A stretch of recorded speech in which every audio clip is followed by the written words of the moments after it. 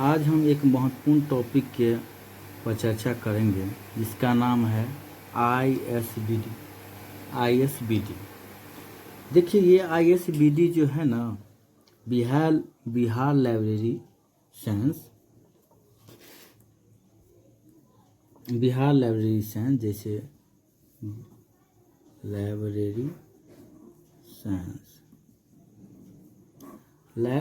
Science में unit 2 के अंतर्गत जो है क्लासिफिकेशन एंड कैटलॉगिंग,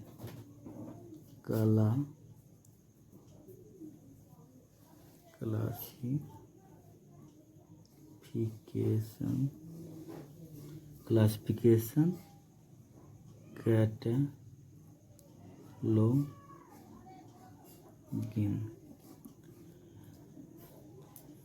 और यूनिवर्स ऑफ नॉलेज। इसके अंतर्गत एक टॉपिक है जिसका नाम है आईएसबीडी। जिसका नाम क्या है? इसके अंतर्गत एक टॉपिक है जिसका नाम है आईएसबीडी। इसका चर्चा करेंगे, ठीक है ना।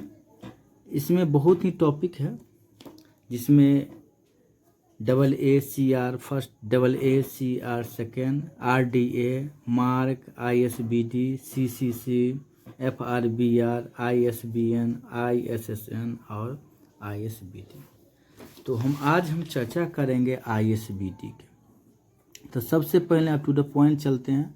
ISBD का फुल फॉर्म होता है इंटरनेशनल स्टैंडर्ड बिब्लियोग्राफिक डिस्क्रिप्शन। इसका फुल फॉर्म पहला नंबर, ये अपने आप में यह एक महत्वपूर्ण पॉइंट है, इसको याद रखिए। चलिए आगे देखते हैं। जो कोपेनहेगन में एक सम्मेलन, conference, IMCE, international meeting on cataloguing expert, 1969 में हुआ था। यह एक कॉन्फ्रेंस हुआ था। अब देखिए, इसका ये कॉन्फ्रेंस, उसका क्या परिणाम है, इससे क्या आया। माइकल गॉटमैन के रिपोर्ट के आधार पर ISBD का निर्माण किया गया। उल्लेखनीय है कि IFLA यानी इफला बहुत ही इम्पोर्टेंट है। इसका फुल फॉर्म देखिए, international federation of library association and institution. इसकी रचना तथा रख रखाव करता, मतलब ये जो ISBD जो है ना, किसके अंतर्गत, किसके अधीन रहता है? तो इफला के, माने इफला ही इसका रख रखाव, इसका मेंटेनेंस करता है। चलिए आगे हम देखते हैं।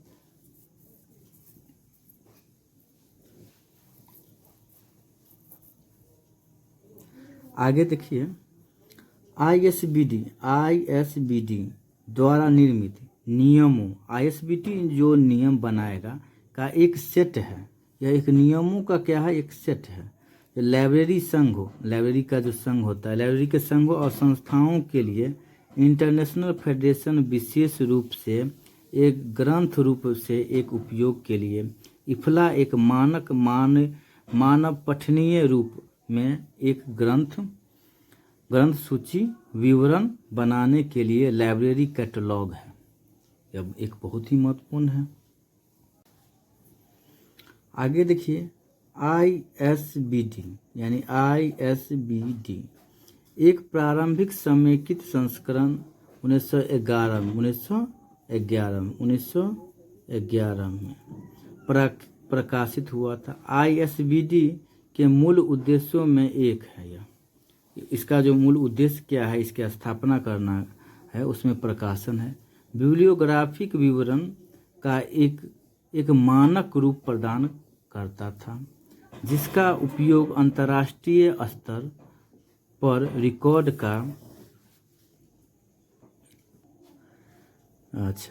का आदान प्रदान करने के लिए किया जा सकता है। ये बहुत ही महत्वपूर्ण है। चलिए आगे हम देखते हैं। तो ICCP यानी international conference on cataloguing principles 1961, ये ईस्वी आ रहा 1961। तो ISBD M फॉर मोनोग्राफी 1971 तथा ISBD G यानी जनरल डॉक्यूमेंट्स 1974 के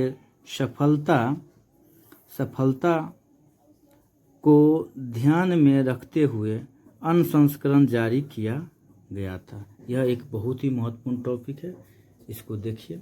आगे हम देखते हैं, चलो तो आगे देखते हैं ISBD M monography 1971, ISBD G general documents 1974, ISBD S serials 1975, ISBD CM यानी cartographic metric materials 1977, ISBD PM यानी प्रिंटेड म्यूजिक्स 1980।